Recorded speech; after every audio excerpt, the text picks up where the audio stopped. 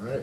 I pledge allegiance to the flag of the United States of America and to the republic for which it stands, one nation, under God, indivisible, with liberty and justice for all. That was a strong pledge this evening. For roll call, all members are present. Mr. O'Rourke was able to make it this evening. Mr. Kellogg is also present. This is a special meeting of the Monroe Town Council, Monday, November 5th, 2018. It's now 8:00 p.m. Are there any comments, objections, or requests relative to the consent calendar? Seeing none, I'll approve the consent calendar as printed. Communications A through N, I'd ask they be incorporated into our minutes. There's no, I'm sorry, public participation. Would anybody like to participate at this time? Seeing none, I'll close public participation. We have no appointments. On to our action items. A is the Town Council Committee on Finance, Education, Health, and Public Safety. Mr. Rennie? We have not met, Mr. Chairman. Okay. B is Planning and Zoning, Public Works, and Parks and Recreation. Mr. Pellis? Park and Rec is meeting tonight, so I'll report on them next time. Planning. Go ahead. I stopped into the meeting before, and just a couple of quick thoughts. They have budgeted $20,000 for Wolf Park improvements for the roof at Great Hollow. And they're going to be getting quotes on that. And just as a minor note, do you remember they decided not to do a flyer for the winter? Right.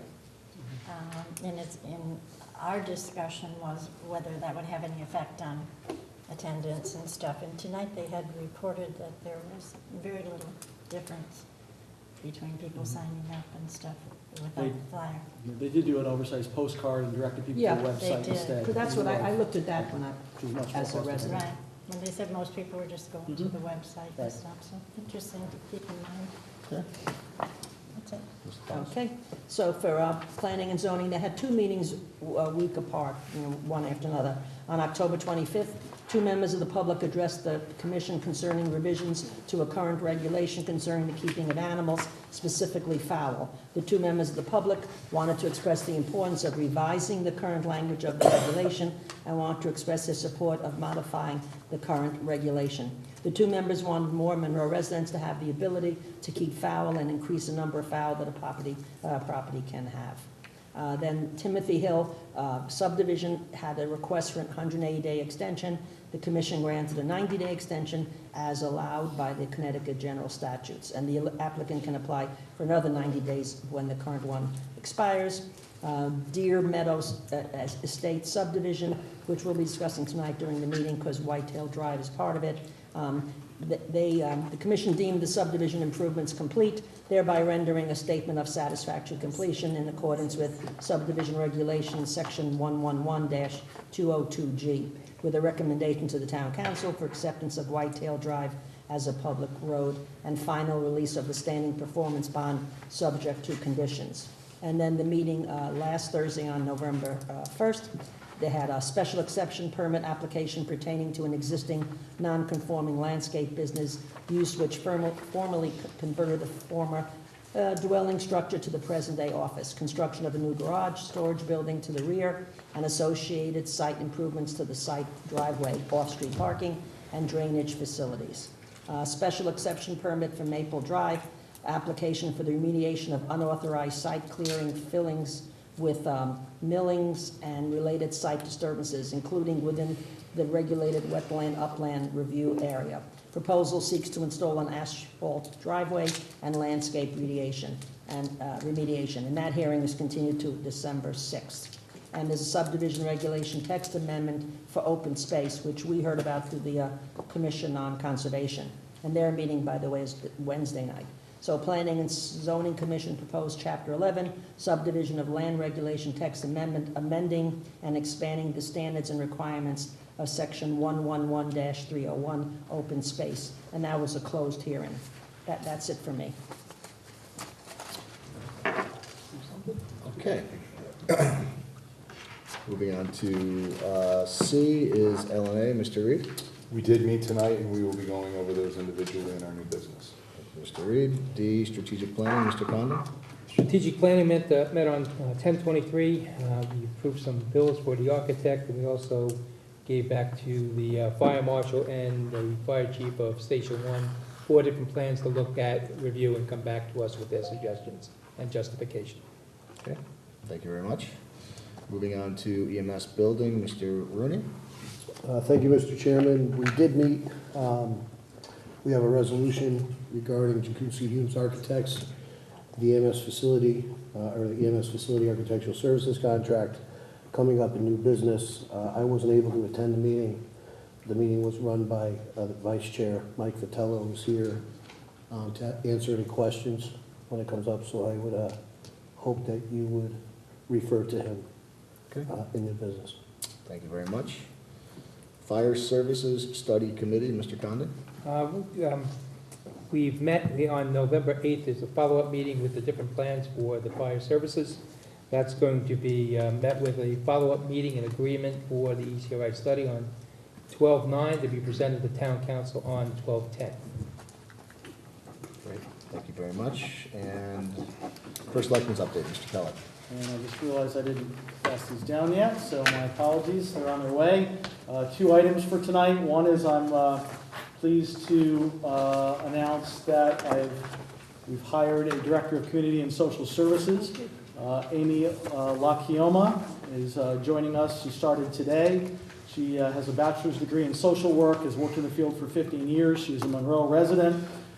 She comes to us where she was Director of Support Services for Team Inc., which is a national leader in nonprofit management and program areas of human services and early childhood, family support, etc. So she has a wide range of activities, many of which are near and dear to our social services department as relates to housing, food, and energy assistance. She has a depth of knowledge in grant management as well, and she's very eager to get in, and she is eager to work on not just our social services, but obviously our senior center programs as well. She is going to be transitioning in the next couple of weeks in a kind of a part-time basis, and will be full-time in Monroe in 2 weeks from now. The second item is Route 25 closure. So the contractors permitted one more closure this calendar year. Unfortunately, we do not have a firm date yet, but because it could be as early as this weekend, although highly unlikely, it will be probably sometime, it could be sometime prior to our next meeting, so I want to make you aware that another closure will be upcoming, and we'll obviously use our usual channels, at least those that remain, to get that word out when the time comes. I am in contact with some of the business owners, as always, in there, and they certainly have concerns that I'm doing everything in my power to address, but obviously, we are somewhat limited based on the contract with the state and the contract. Thank you, Mr. Kellogg. Mr. Chairman, Yes, Mr. Mauer.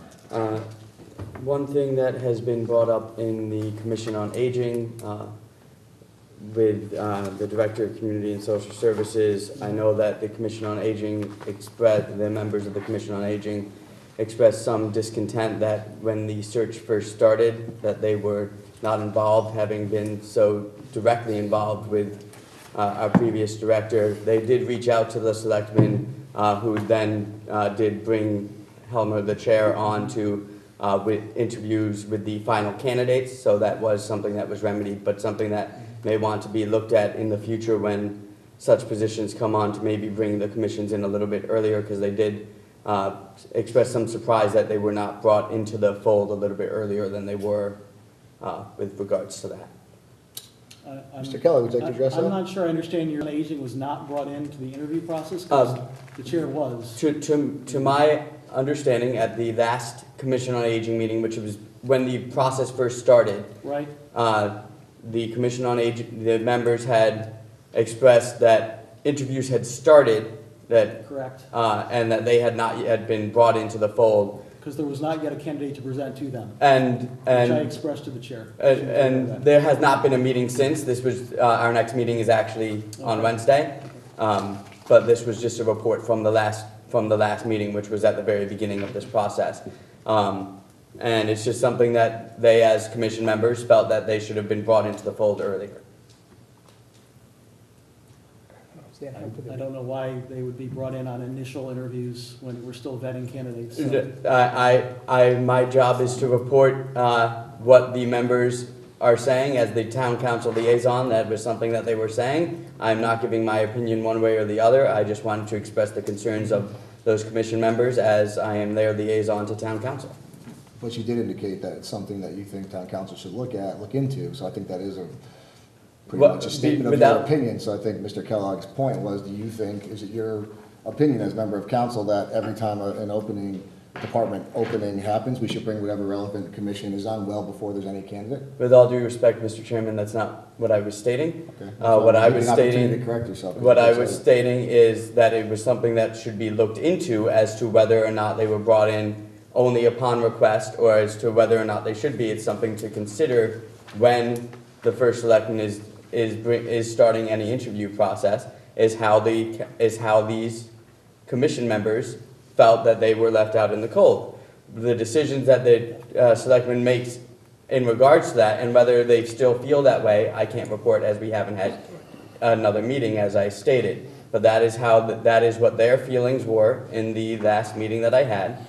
As their liaison to council, I feel it is my job to report those feelings to council and to the selectmen so that it can be taken into consideration for the future. So their allegation is that Mr. Kellogg was not going to include the commission but for their request.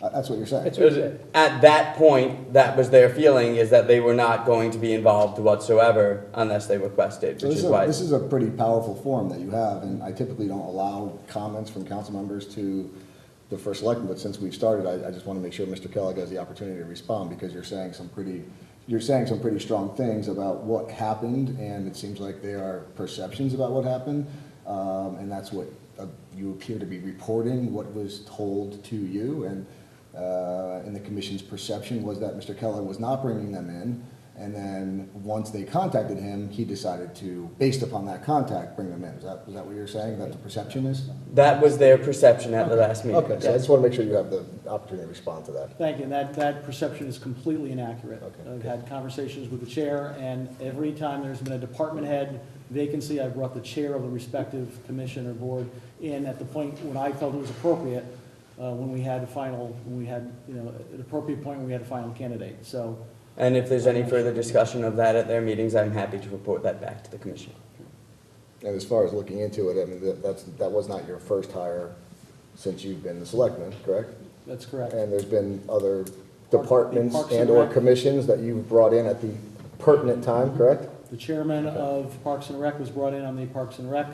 The chairman of Planning and Zoning was brought in on the planner. I mean, Fair enough. absolutely. Fair enough, okay. Anything else? That's it, Mr. Chairman. Okay, thank you. Anybody else? Yeah, sorry. Sure, Mr. Condon. I just, I'm sitting on several committees as well. Yeah. I think it's our responsibility to correct that perception. Town hires are done by the selectmen and HR, and then the selective committees that we're on are advised. It's not like they get to hire and tell the town who's coming in, just so we can get it clear amongst our committees that their roles are different than a hiring and direct report scenario. It's different. And I think we need to correct the perceptions out there that they're hiring, not the town. Yeah, I agree. It's disappointing me that a member of council who's a liaison to that commission didn't do enough diligent research to know that in other instances that has not happened, and it was unlikely that the perception was accurate, but. Well, in that case, I would like to respond, Mr. Sure, Chairman. sure. I certainly feel I've done my due diligence with this, and I also would like to say that they work directly with, on a monthly basis with this person. I was a former member of that commission, and I fully understand their responsibilities and what they're supposed to be a part of. And if they felt that they should have been brought in, I feel that their voices have a right to be heard. And I'm not saying they weren't. They did contact the selectmen. They were brought into the interview process. I wasn't saying anything to the contrary. All I was saying was that their feelings when they first heard about this was, why weren't they contacted? And that is something that we as a town could take into consideration a little bit more, and saying, we are going to be going through and letting the chairperson know, we are going to be going through these interviews. As soon as we narrow it down to our final choices, we are going to bring you into the fold so that they are aware as to what time they are going to be brought into the fold of that. Okay, and who's we as a town, just so we understand? It would fall on a couple of different people depending on it. One would be the selectman, one would probably now be this town planner position with one would be another would be the HR department. There are a couple of different ways that these commissions could feel more of a connection to the town and to the town council outside of simply their liaisons. In fact, a lot of the commissions, and this is not just Commission on Aging, but a lot of commissions, you have a number of members say that they feel there isn't necessarily always a direction that they feel they are headed in because there's no direction provided to them by the town. And I think that is something we certainly should be looking into and making sure that our commission members are. And I take great offense to your accusation that I didn't do my due diligence in reporting this. No, in fact, I think I'm one of the people who have. When our committee, our FEPS committee hasn't met in, what has it been, 8 months, 7 months, to be able to give a report to FEPS, to become through FEPS. Are we still talking about the first selectmen's update, or are you now just diverging? Well, you said that this isn't typically the forum, so I'm responding directly to your, We're gonna move on now, Mr. Mauer, comment. you've had enough opportunity, okay? I'm responding directly to your comment, had Mr. enough Chairman, that you've this had isn't the enough forum. opportunity, so- If I don't have a chance We're to, gonna move on now, moving on to new business. if I don't have a chance to speak Mr. through Mauer, that's my enough. subcommittee, That's enough. then how am I supposed to get That's this enough. If information you- out? Mrs. Martin had no problem speaking when she wanted to say something in subcommittee. You sat silent. So if you had something to say, you have plenty of forum to say it. So if you want to continue this banter back and forth, I don't think it's going to be appropriate. You have plenty of opportunity. There's many things that you can do. You can contact me at any time if there's a subject matter that you think is appropriate to be put on the agenda. And to be honest with you, you never have since you've been sitting on this council. So enough. We're going to move forward. Mr. Chairman. Moving on to new business. A, resolution regarding Whitetail Drive road acceptance. Is there a motion, Ms. LaPellis? I will introduce the following resolution. Resolution regarding Whitetail Drive Road acceptance and move for its adoption. Resolved that the Town Council of the Town of Monroe hereby accepts Whitetail Drive as further described as a public road.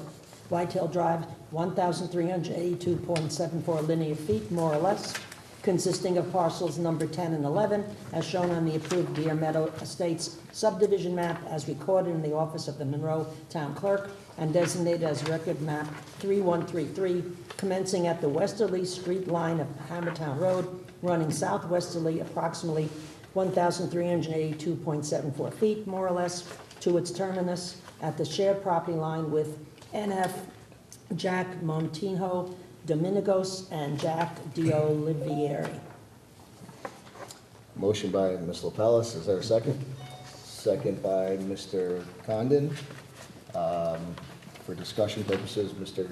Kellogg, do you just want to give us a quick update Sure, on that? thank you, Mr. Chairman. As you have in your packet, and as was previously reported by Ms. LaPellis, the Planning and Zoning Commission met on October 25th and have determined that the subdivision improvements have been completed and rendered a statement of satisfactory completion, which allows this town council to now formally, the acceptance of the road as provided by the town charter. I also asked Attorney Marino to provide a memorandum indicating his opinion in this regard. He's provided that, indicating that it is right for council consideration that everything in the attached documents are in order. Thank you, Mr. Kellogg. Any further comments, discussion? I just want to note for the record, yes. I was just. Ms. Martin, go ahead. There's a 1-year completion bond, is that, and then it's released, is There that will the be way a that goes? the Planning and Zoning Commission will require a maintenance bond. The exact timing, I'd have to, I think it's every year. I'm not sure if it's included in here or not. I would have to defer to P&Z on that regulation. Is it traditionally a year, or does that vary?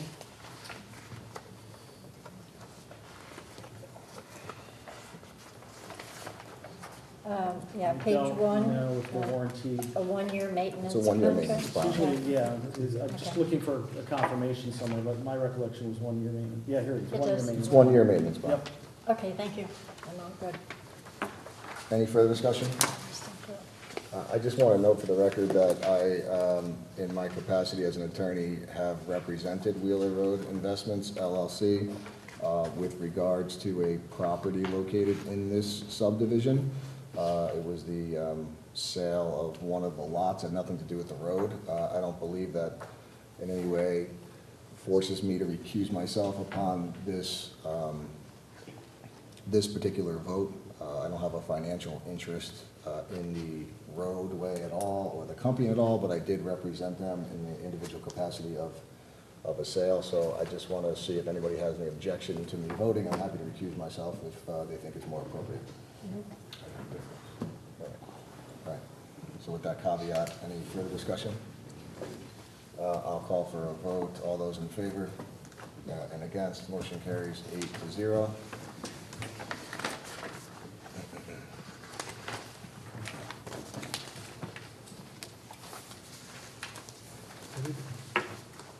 For the record, I'm not even sure if it was Wheeler Road Investments, but it was the same principals that own various companies in the same subdivision, so I just wanted to be sure about that disclosure.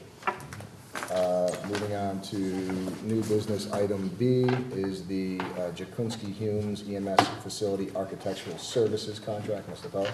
I will introduce the following resolution regarding Jakunski Humes Architect LLC EMS Facility Architectural Services Contract, and move for its adoption.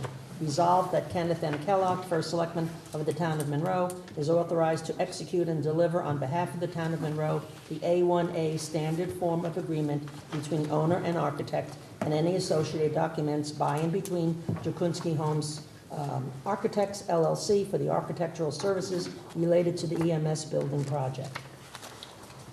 Motion by Mr. Pellis. Is there a second by Mr. Condon? For discussion, as Mr. Rooney pointed out, we have a number of subject matter, I guess, experts here this evening to answer any questions. Mr. Vitale on behalf of the committee, Mr. Hayden as the attorney, since it's required extra long staples for the AAA contract, in case anybody has any questions. And so everybody knows it was an amended agreement that was emailed to us, and I don't know if, I think it was also placed on the It was on dais, there, so that the exhibit didn't have to be interchanged. And I want to thank Mr. Kellogg and his staff for doing that, so that we didn't have to be unstapling and putting different exhibits in. I guess there was a change that Mr. Vitello had caught very diligently, and one of the subcontractors had been changed, and they were just, their name remained in the exhibit as opposed to the agreement, and so that was changed out. That's Is that correct. Okay. Correct, it's limited to the first page of Exhibit A. Okay. So with that, I'll just let you introduce it, Mr. Kellogg, and then if you Thank think it's you. appropriate to turn it over to any of the other individuals, feel free to do so. Thank you, Mr. Chairman. So I don't think I have to explain this project to this council. It's been underway for some time.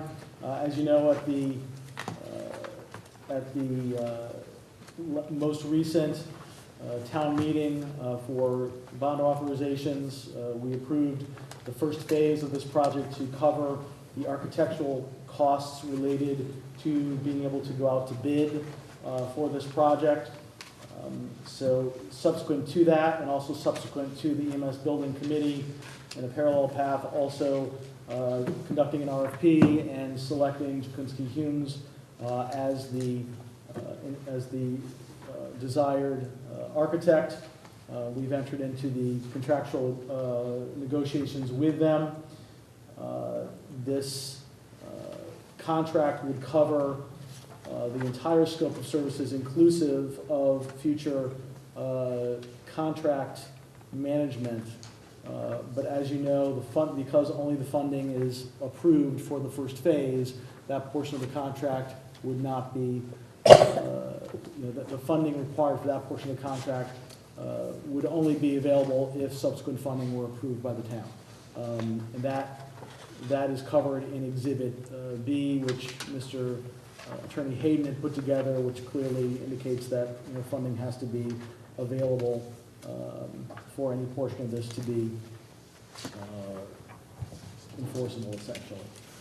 The agreement was created with the standard American Institute of Architects format, which is what's a little bit unusual. And then, as you know, the addendum created by Attorney Hayden on top of that. Again, the purpose of this primarily is to be able to get out to an actual bid so that we can get final numbers for what would be a final project. If you take the first portion of their fees and exclude the phase 2 and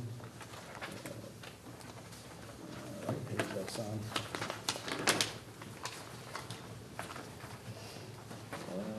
Where'd it go?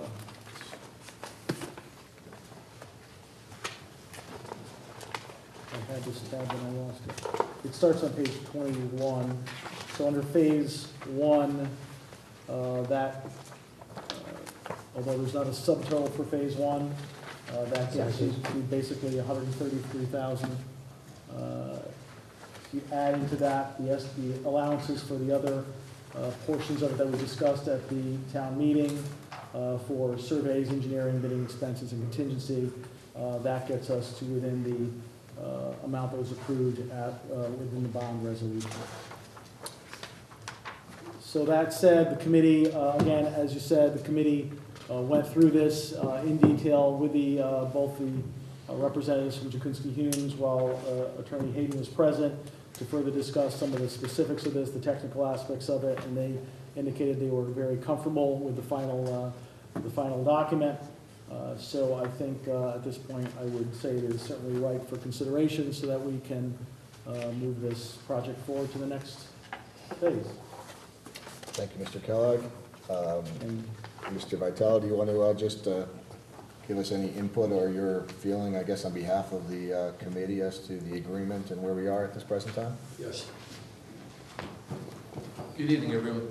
On October 30th, in the absence of Chairman Mr. Rooney, it was myself that handled the meeting along with some of the members of the EMS committee, along with Attorney Jeremy Hayden. What we did is we spoke with one of the representatives from Jakumsky and Hughes, which was Al Jakumsky, and we reviewed the contract and added and subtracted some stuff, but not limited to. There was a few items that we were looking for a schedule, which they did incorporate. We wanted to change some of the reimbursables that we felt that were not needed in the program, and why spend additional money for the town. Also, we wanted to see some of their hourly rates, not only the architectural firm, but their consultants also. So we felt that with those changes made into the contract, we think it was a good contract. Great. Thank you for your work. Any Clarify, questions? and just to clarify, it is for the base services, a lump sum fixed fee contract. There are additional rates that are provided should there be change orders, et cetera, that kind of additional above and beyond. But as you'll recall, again, without the funding approved, those would be subject to further approvals if that were necessary. Great. Any questions from Mr. Vitale? Mr. Mara? Just to clarify, the only change between the original contract sent out and the new contract that we received today is that the one party in Exhibit A, correct? Yeah, there were some, I think, in the original package that went, and there was the AIA document. The software automatically generates a report of changes, which really is not part of the agreement. It was inadvertently included in the package. That was taken out. And I think some of the although everything was posted in the online package, I think some of the rates weren't in your hard copy package. Correct. So I asked that they be put on the dais. There are other documents that are referenced in here, and those are online, but like the RFP, I didn't feel it was necessary to give you that. That's older documents for reference purposes. Wonderful, thank you. Okay. You're welcome. Any further questions for Mr. Kellogg or Mr. Vitale or Mr. Hayden? Mr. Condon? How's the committee feel about the 20-month timeline? Doable? Yes, definitely. Yep. Thank you. Anybody else? No. Mr. Hayden, you did extensive, Attorney Hayden, you did extensive work on this agreement. Are you comfortable with it as it's presented? I am, Mr. Chairman. Any further discussion? All right, seeing none, I'll call for a vote. All those in favor? And against? Thank you for your work, Mr. Vitale. Appreciate that. And motion carries 8-0. Unless someone's left, no, we're still 8. Moving on to C, resolution regarding Vanass Hangan Brustlin Inc. pavement management contract. I hope I said that correctly. Hope you did. Is there a motion, Mr. Pellis? I will introduce the following resolution. Resolution regarding Van Ass Hangman Bruslin Incorporated, known as VHB, pavement management contract, and move for its adoption. Resolved that Kenneth M. Kellogg, First Selectman of the Town of Monroe, is authorized to execute and deliver on behalf of the Town of Monroe the client authorization agreement and any associated documents by and between Van Ass Hangman Bruslin Incorporated, VHB, to update the pavement management plan. Motion by Ms. Lapellis, which was much more eloquent Superb, pronunciation of the name. Is there a second by Mr. Reed for introduction? I'll turn the floor over to you, Mr. Kellogg. Thank you. Again, you have the complete agreement on the dais. Apologize, we realized this afternoon that the first 2 pages was inadvertently not copied and included in the packet that was mailed out to you, so you should have the complete contract inclusive of the dollar amounts, which would be important to say the least.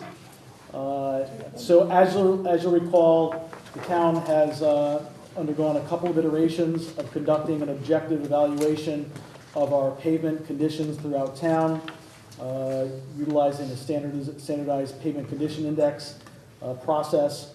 VHB was utilized in the 2010 assessment. They were engaged again in 2014 for another evaluation of that, and it is simply time to refresh that as well, to evaluate our progress, evaluate how our investment is impacting road conditions townwide, and it is certainly important as we continue to want to prioritize improvements based upon an objective need and analysis, and certainly, as you know, these things change over time, roadway conditions change over time, so it's important for us to continue to update this. Mr. Nowacki is here if you have any specific technical questions. I know he did go through a process of checking pricing from various different firms. VHB was extremely competitive on a cost per mile basis, and because they were also the firm that we used the last couple of times, it seemed highly appropriate that we remain consistent with the methodology so that we know as we're comparing scores, we're comparing apples to apples over time. Great. Thank you, Mr. Kellogg. Mr. Wacky, anything to add before we move on? No? Okay. Any questions or further discussion? No? I just have one Yes, question. Ms. Martin. When did the contract with them end? Or is this a continuation, or was there a lapse, or? We had a contract in 2014, if I'm correct, to do a similar analysis, and I believe that's concluded. I don't think we have any ongoing, I don't think we have an existing contractual relationship that's currently enforced, do we? That isn't correct. Nothing, just the product of the report itself, and then that's the term of the contract. And that was 14? The last iteration was 14. It just flies. All right, thank you. You're having Thanks, fun. Chris. Time flies. Any other further discussions? All right, I'll call for a vote. Those in favor? And against, motion carries 8-0. We have two grant and a donation. So the first is the memorial bench donation for Great Hollow Lake in the amount of $16.53. Ms. LaBelle? I'd like to make a motion to accept the donation of the memorial bench donation for Great Hollow Lake in the amount of $1,653. Motion by Ms. LaPellis, is there a second? Seconded by Ms. Martin. It's fairly self-explanatory. We put these donations on our agenda to more celebrate the act and to show our appreciation and to have not too much of a debate and discussion over it, but it's open for that. And I don't think we need introduction. Anybody want to say anything other than thank you? Thank you. That's the only thing to say. Yeah. Thank you, thank you. All right, seeing nothing further, I'll call for a vote. All those in favor? And against, motion carries 8-0. The Mr. last, Chairman, if I yes. could just ask that the minutes reflect that the donation was from Mary Ann Van Degna. Anyone want to spell that? Mary Ann Gambino. Mary Ann, A-N-N-E, Van Degna, D-E-G-N-A. It's four words. Thank you, Mr. Kellogg. All right, and item E, Ms. LaPellis. I'd like to make a motion to accept the Edith Wheeler Memorial Library Sensory Storytime Program donation in the amount of $2,000, and that's from the Wheeler Foundation for the continuation of the Sensory Storytime Program. Okay, motion by Ms. LaPellis, is there a second? Second. Second by Mr. Mauer. For discussion purposes, does anybody want to say anything, Mr. Just Kellogg? to clarify for the minutes, it's the Weller Foundation, W-E-L-L-E-R. Thank you. Bart Weller. No, just, because there's another benefactor that is very similar sounding name, so I just want to make sure it was correct. Any further discussion? I know this was presented to us as a program that there was high hopes for continuing, and I know we all supported that, and we were hopeful that this would happen, and it finally did, so we're happy to see that. I think I can speak for all members of council in that regard, as well as Mr. Kellogg. Any further discussion? All right, seeing none, I'll call for a vote. All those in favor? And against, that motion carries 8-0. Second, public participation. Anybody interested? All right, seeing none, I'll close the second public participation. Is there a motion to adjourn? So moved. Motion by Mr. Fellows, second by Mr. Condon. All those in favor? Thank you very much. Yes, sir.